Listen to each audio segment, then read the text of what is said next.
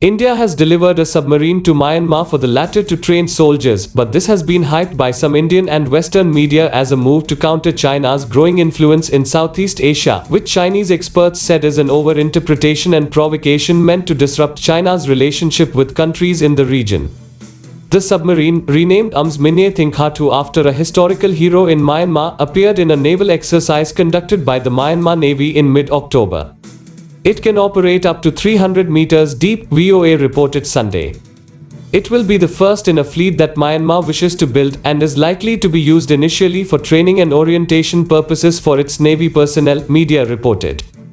India wants to get rid of a retired and outdated submarine, and Myanmar needs one to train its soldiers. The two sides take what they need, and the deal is as simple as this, Li Ji, a Beijing-based military expert, told the Global Times on Monday, saying that hyping China's behind the deal is an over-interpretation.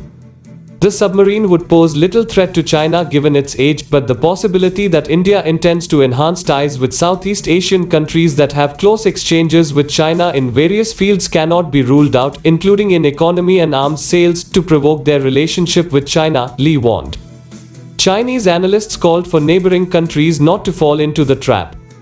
Myanmar is reportedly the first export customer of the FC-1 Seolong, a lightweight and multi-role combat aircraft developed jointly by Pakistan and China, as it signed a contract for 16 FC-1 Seolong fighters on December 2015 during the Paris Air Show.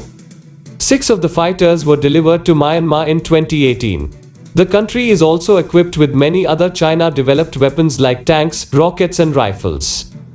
Media reported that the submarine India sold to Myanmar belongs to a class of diesel-electric attack submarines built by the Soviet Union during the Cold War years. India purchased the submarine from the Soviet Union in the 1980s and named it the Sindhuvir. The submarine retired in 2017 and underwent refitting at the Hindustan Shipyard Limited in Vizag, The Hindu reported.